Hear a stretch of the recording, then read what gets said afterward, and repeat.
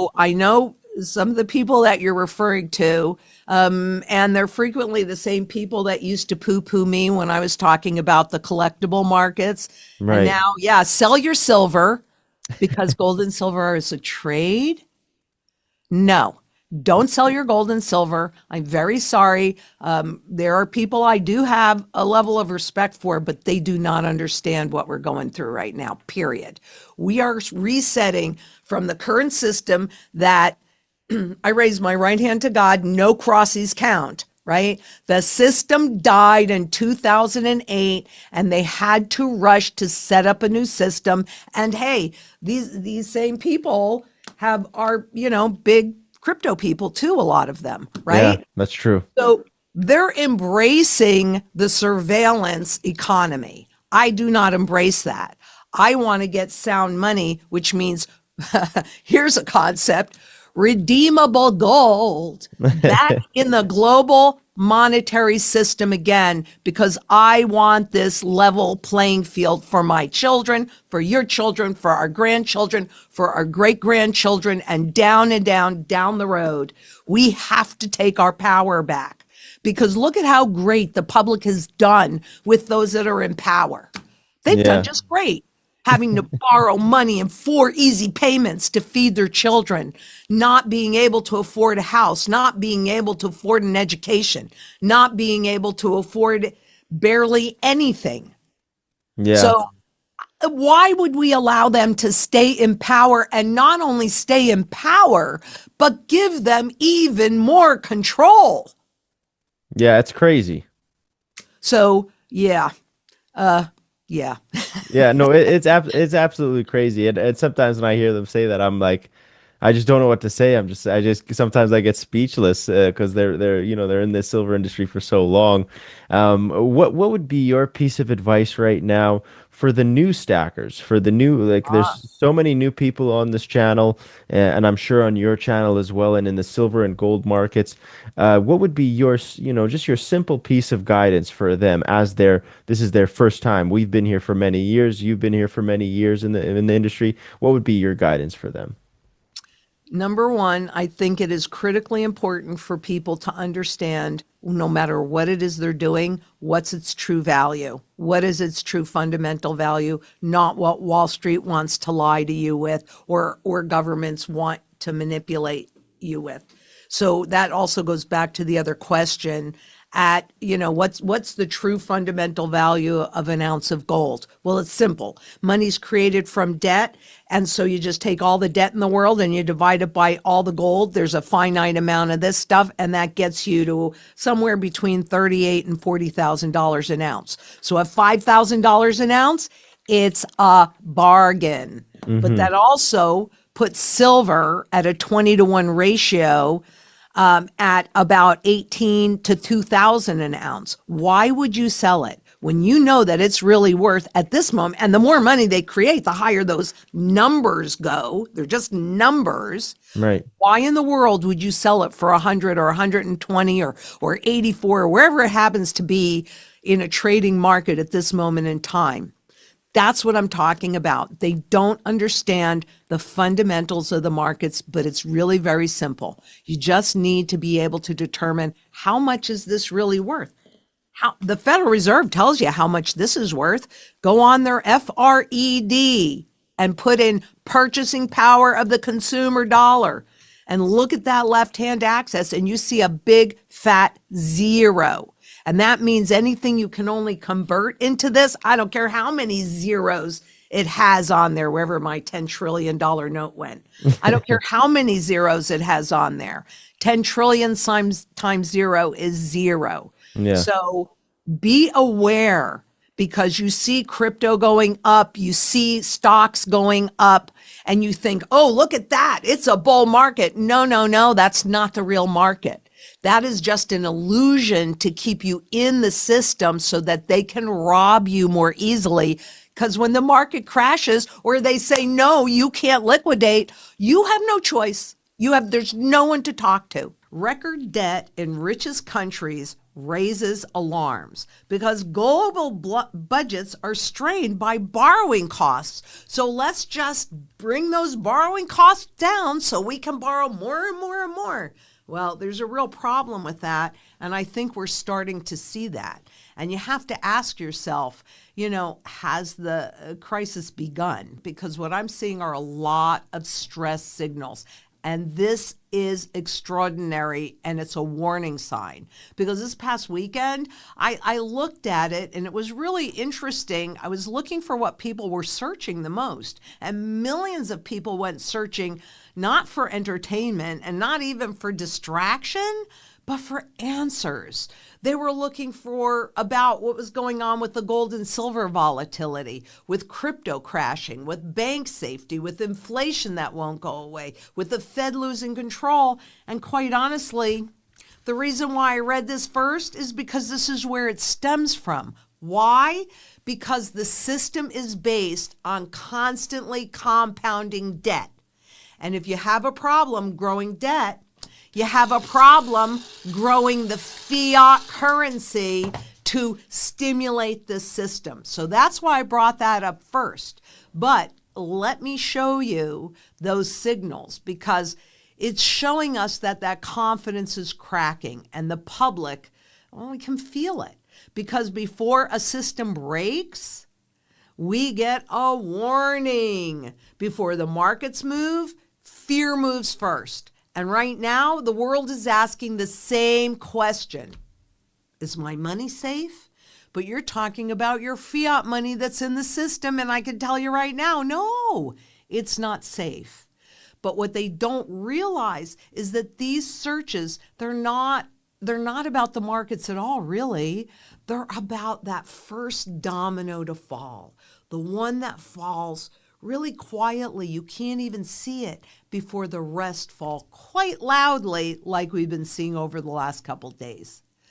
This is when the illusion starts to fade. The moment when systems reveal their weakness.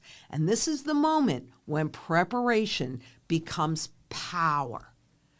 And that's what we have to do. That's what this is all about. My personal goal is to translate this financial noise into understandable language so that you can make educated choices that puts your best interest first.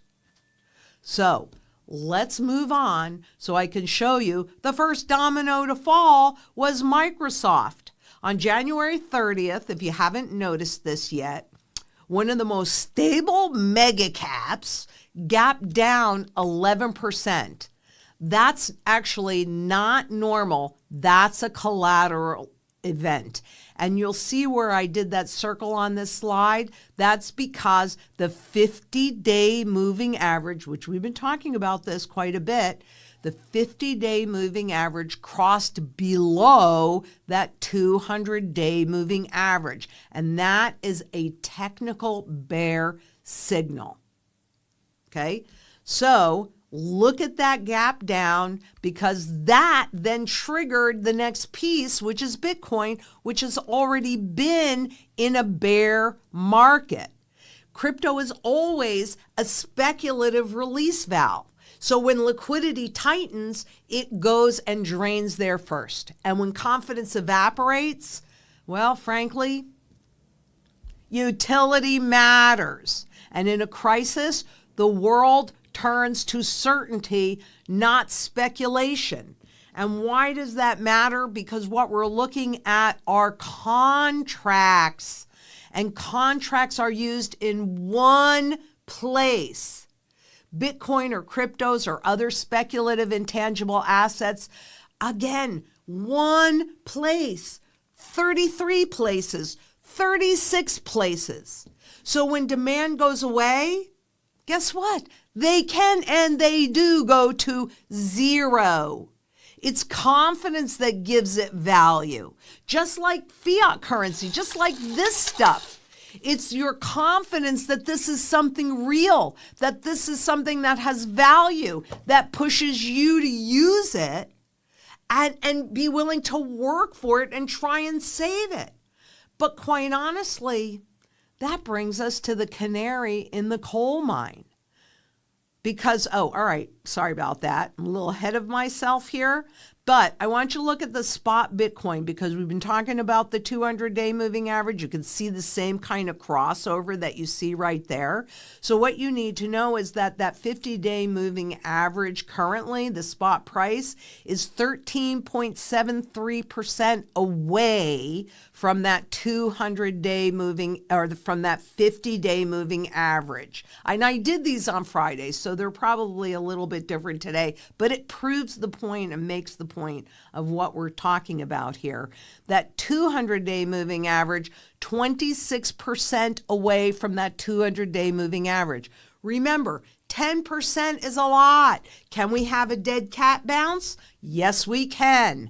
That's all that it will be about. It doesn't mean that anything has actually changed in there. But what about, oh yeah, look at this. I pulled this morning. That's why I'm a little off on remembering what's even in here. But crypto exchanges buckle as stock losses top 55% on the retail exodus. Retail exodus. One place. You see what I'm saying? When demand goes away, if you've got everything in one place, you've got nothing. Further than that, this I'm going to have to read hard because it came up this morning. Get me out. Traders are exiting a lot of their positions in artificial intelligence, right? So can you see how one thing, it's a domino effect, and when one thing goes down, it implicates other things as well. But here, gold and silver are the canary in the coal mine, and the canary is screaming because it's about the paper market cracking. I love this slide, and I had to use this slide because what does it say? This doesn't seem like a store of value. How are we supposed to trade this? Gold and silver are not a trade. The paper market's whipsawing 200 points one way or the other. That is about a trade and paper, and it's a trading market. The physical market is way different. It doesn't move that fast. It can't move that fast. And volatility in metals isn't really about the metals. It's about that paper market cracking. And when the derivative structure wobbles, and remember, derivative is just a big unsubstantiated bet. You can't convert it into the underlying. But when the derivative structure wobbles, it's this physical market that reveals the truth. Volatility is not risk. Counterparty exposure is that risk. And the physical market, well, it's told in a very different way, and it's showing a different story that started in 2025, right? When we were transitioning away from the paper markets into the physical markets dictating everything. Gold's record run in 2025 was not speculative. It was structural. We've talked about it throughout the year. Jewelry volumes fell 18% because prices rose, but spending hit $172 billion. Consumers did not walk away. They shifted how they buy gold. China is a great case in point, and so is India, because people move from jewelry to bars, coins, and even ETFs, which is not gold. That's what Wall Street wants you in because they can still control it. But the physical metal in your possession in any way, that's gold really returning to its monetary roots.